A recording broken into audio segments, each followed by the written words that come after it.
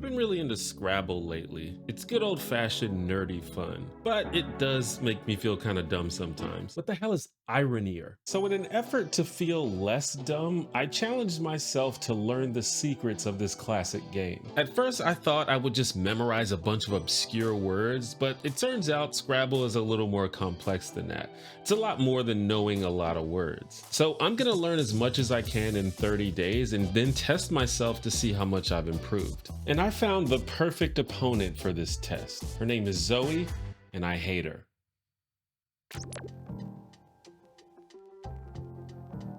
The easiest way to play Scrabble at any given moment is to download the Scrabble Go app. You can challenge all your friends and you can have dozens of games going all at once if you like. Scrabble Go also has an AI you can practice against. Her name is Zoe, and I thought this would be a good way for me to set a baseline for my Scrabble skill. Zoe has 5 difficulty levels: easy, medium, hard, master, and grandmaster.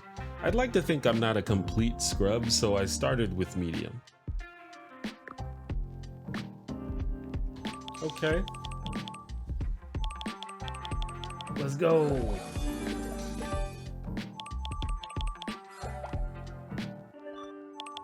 Didn't know that was a word, but I'll take it.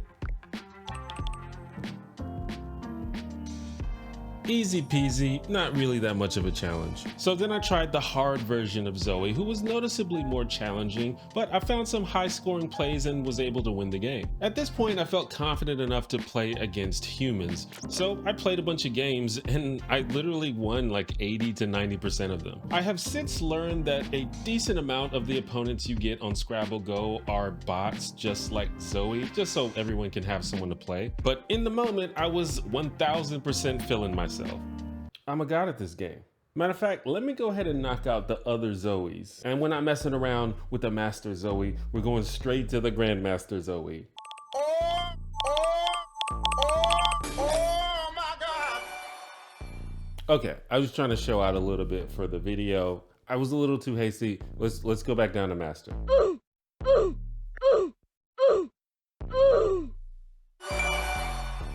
Well, at least I know I can beat the hard version. Look at this dude. I've never been so humiliated in all my life. Nah, run that back, man. And I think that's my Scrabble supervillain origin story. So Zoe, you trying to say I'm a medium level motherfucker? Well, let me tell you what I'm gonna do.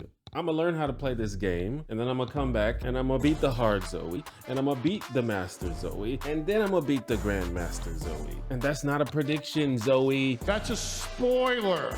I'll see you in 30 days.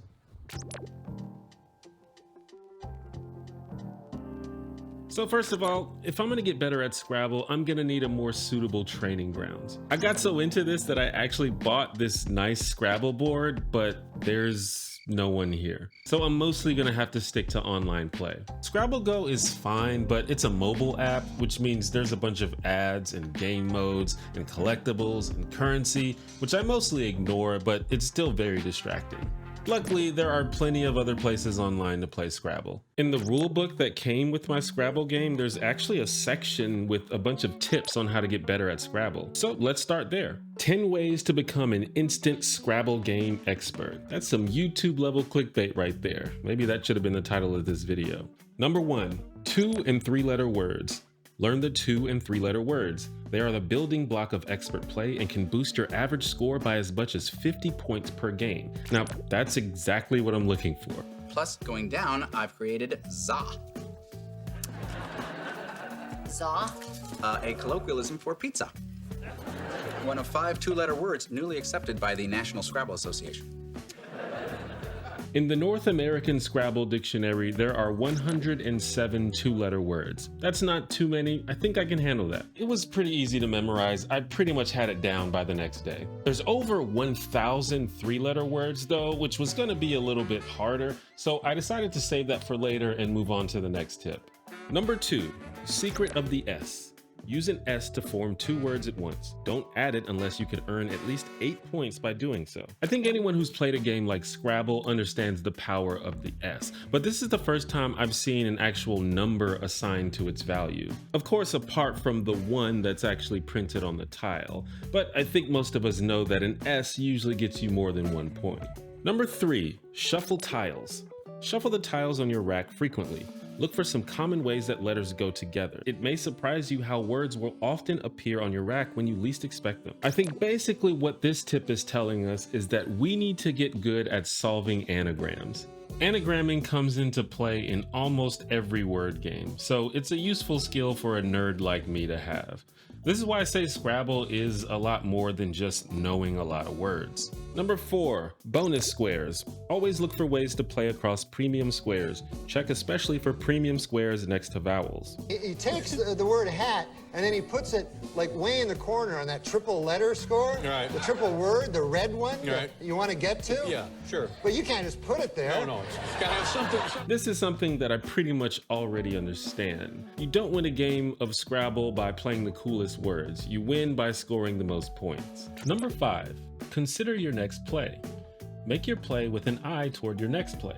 You can do so simply by saving some good tiles on your rack. If you played this game before, you probably know the feeling of getting stuck with absolute garbage on your rack. Like a bunch of weird letters like J, V, Q, or just a rack full of vowels. So let's try to avoid that. Number 6, bingos. Always look for bingos. KWYJIBO. 22 points plus triple word score plus 50 points for using all my letters. Game's over. I'm out of here. Wait a minute, you little cheater. Bingos, or using all 7 tiles at once, are like the home runs of Scrabble. Or if you're not a sports person, it's like clearing 4 lines in Tetris. That dopamine hit. Since you get 50 bonus points for a bingo, we're gonna need to find them in order to beat Zoe. Just for fun, I'm gonna sprinkle this video with some unique 7-letter words you can bust out on your friends.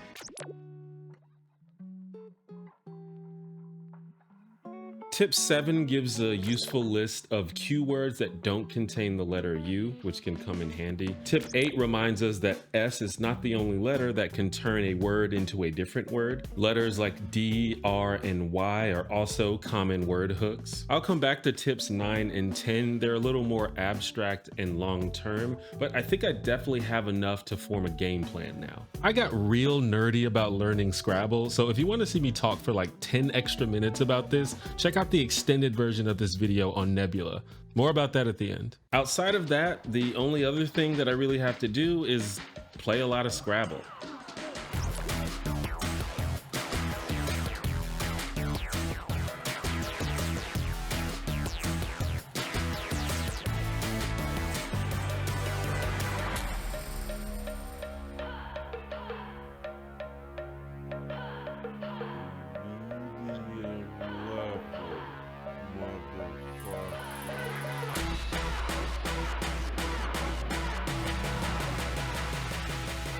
All right, it's been about 2 weeks. I've been studying, I've memorized some stuff. I still got a ways to go, but I wanted to try and play against Hard Zoe again and see if I've made any progress.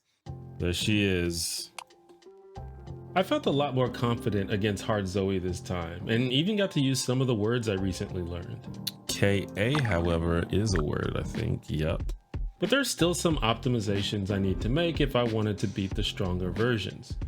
For example, I found I had a nice 8-letter bingo here, attended. But if I looked a little more carefully, I could have seen that I also had the word detonate through the O, which would have crossed 2 double word scores and landed me way more points. I still won the game, but I knew I still had a long way to go. I think I still needed a little bit more for this challenge, so I decided to check out the folks that really know what they're doing. The 2023 Scrabble Players Championship. We're just going to jump right into the action here. 5-time national champion Nigel Richards. Killer, devastating play. Horses for 149. Trust Jackson's instinct, one of the strongest positional players out there. Strings. Wow. Oh my god! Joel's gonna win. Oh my god! Oh my god! Watching high-level competitive Scrabble is a great way to remind you how trash you are at Scrabble, because these people are unbelievable. Here's the final board from a recent Scrabble championship game. And here are all the words from that board that I had never heard of before watching the video. If I have to be that good in order to beat Zoe, then I'm probably screwed. But there's a lot to learn from the pros that a list of quick tips can't really cover, not only when it comes to word knowledge. David has drawn many bingos. all sorts of stuff like Pudzier and Updries and Syrup. But also just general strategy. So maybe Josh, deciding to be patient, holds those tiles and sees if he can cash in more for the H. Let's face it, it's unlikely that I will learn more words in a month than Grandmaster Zoe knows. She has a pristine robot brain. I have an aging human brain that is definitely past its prime. In order to win, I'm gonna have to use all these strategies and focus just as much on defensive play as offensive. So I took that inspiration from the expert players into my rematch with Master Zoe. I found a bingo early in the game, which I instantly recognized due to the studying that I'd been doing. So I went ahead and plopped it on the board, but wait a second. Number 9, choice of plays. After you find a good play, if you have time, look for a better one. After placing elation on the board, I noticed that the E, the A, and the I were all right next to bonus squares, and that could give Zoe a prime opportunity to score a lot of points. For example, if she has the X, she could play something like exit here for over 50 points. She could also play something like amaze above the A for almost 80 points. I decided to play elation on the other side of the board. There's still a good spot for the X, but it does give Zoe fewer options. I'm not sure if my play was the best play available, but I think it was better than my initial choice. Zoe took the lead midway through the game, but I was able to find multiple bingos to pull ahead and eventually win the game. And that felt good because Master Zoe wiped the floor with me last time.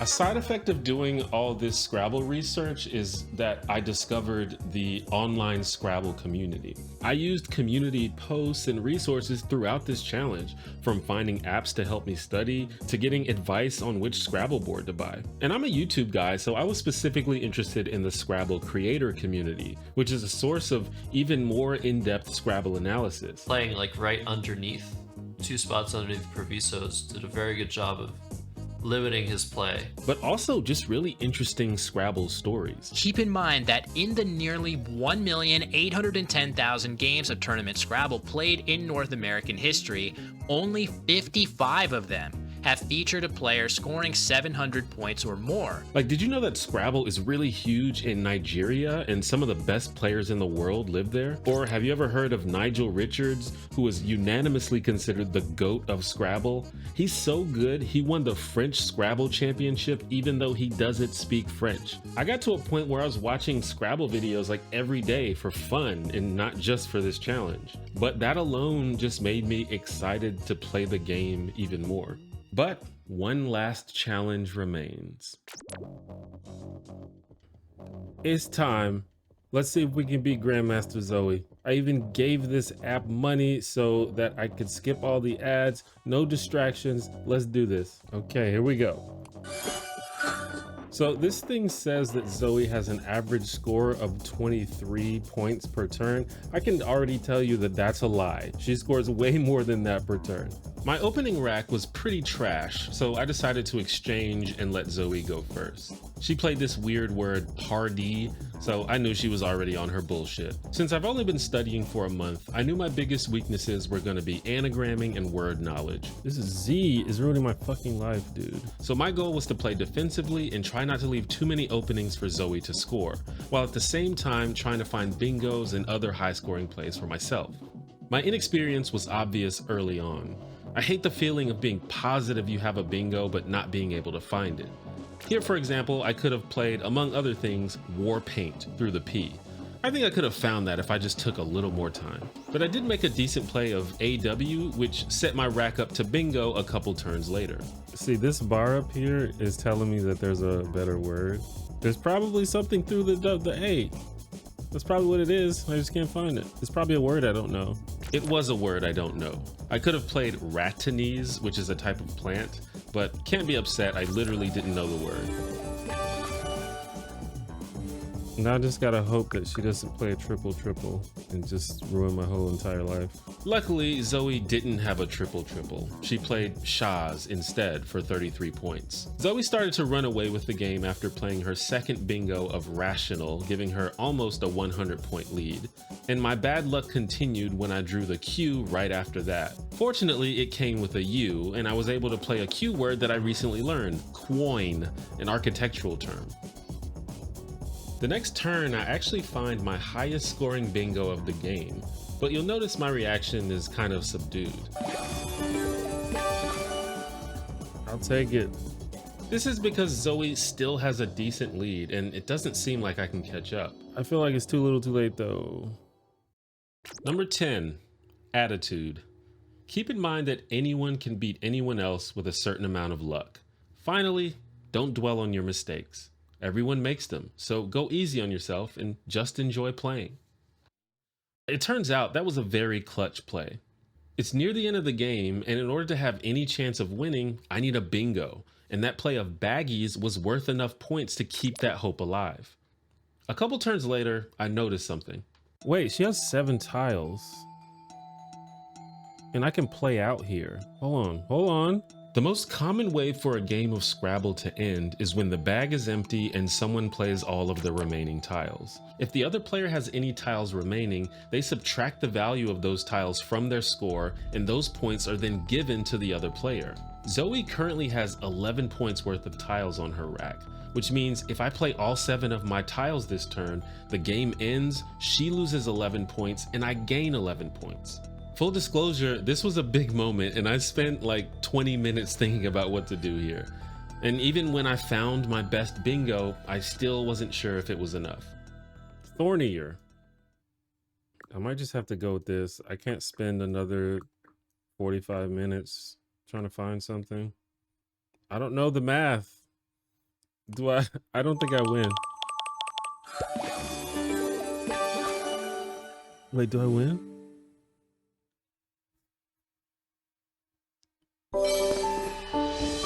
Hey, I did it.